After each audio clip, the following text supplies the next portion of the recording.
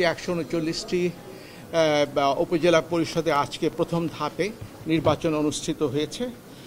আমরা এই পর্যন্ত যে তথ্য আমরা বিভিন্ন জায়গা থেকে পেয়েছি সেই অনুযায়ী নির্বাচন ভালোভাবে অবাধ, নিরপেক্ষ এবং শান্তিপূর্ণ হয়েছে। কিছু কিছু বিক্ষিপ্ত ঘটনা ঘটেছে, যেখানে কিছু সংঘর্ষ, কিছু আহতের ঘটনা ঘটেছে। কয়েকটি কেন্দ্রে সীমিত পর্যায়ে কিছু অনিয়ম হয়েছে, যে কারণে আমরা তাৎক্ষণিকভাবে পদক্ষেপ নিয়েছি। আর দুটি কেন্দ্রের ভোট স্থগিত করে দেওয়া হয়েছে। আর আমাদের দায়িত্ব পালনের ক্ষেত্রে প্রশাসন, পুলিশ, আইন শৃঙ্খলা রক্ষাকারী বাহিনী যথেষ্ট সতর্ক ছিলেন এবং দায়িত্ব পালনে তৎপর ছিলেন, এবং তাদের পেশাদারিত্বের সাথে তারা দায়িত্ব পালন করেছেন, এবং সে কারণেও আইন শৃঙ্খলা পরিস্থিতি যথেষ্ট ভালোই ছিল।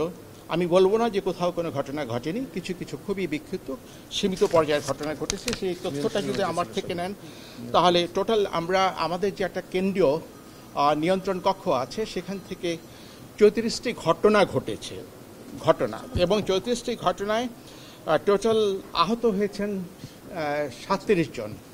এই সংঘর্ষগুলো হয়েছে প্রার্থীদের যারা ভোট কেন্দ্রের বাইরে, ভোট কেন্দ্রের ভেতরে কোনো সংঘর্ষ হয়নি। ভোট কেন্দ্রের বাইরে যে সংঘর্ষটা হয়েছে সেটা প্রার্থীদের যারা সমর্থক এবং কর্মী, তাদের মধ্যে ধাওয়া পাল্টা ধাওয়ায় কিছু কিছু হতাহতের ঘটনা ঘটেছে।